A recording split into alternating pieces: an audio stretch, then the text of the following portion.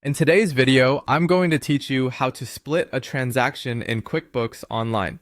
Splitting a transaction is helpful when a single charge or deposit needs to be divided across multiple categories or accounts. Think of a receipt that includes office supplies and a small equipment purchase, or a deposit that includes two different income types. Getting this right keeps your reports accurate and makes tax time a lot easier. Start by logging into your QuickBooks Online account. Use your usual sign-in method and open the company file you want to work with. Once you're in, head to the banking area, then choose Transactions. This is where your connected bank and credit card activity appears. Give the page a moment to load so the latest items from your bank feed are visible. Find the transaction you want to split in the list. You can scan by date, amount, or payee to locate it faster.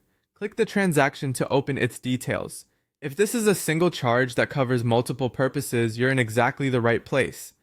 Next, click Split or Add Split. This opens a panel where you can divide the amount into separate lines.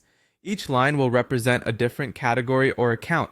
For example, you might assign part of a $120 purchase to office supplies and the remainder to equipment. You can enter exact amounts or type calculations, and QuickBooks will total them for you.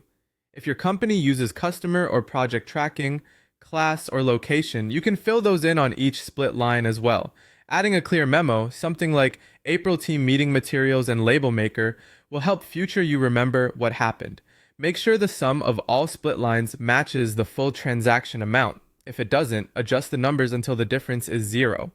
Double check the payee and the date so they reflect what's on your receipt or statement. Take a quick look at whether this transaction is an expense or income, and pick categories that mirror that. Expense accounts for money out, income accounts for money in.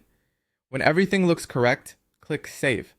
QuickBooks records the split and applies your categories to that one transaction, so your books stay clean and your reports show the right totals. If you notice an error after saving, you can reopen the transaction from the same banking transactions page, make corrections, and save again. That's it. You've successfully split a transaction in QuickBooks Online, keeping your financial picture clear and organized.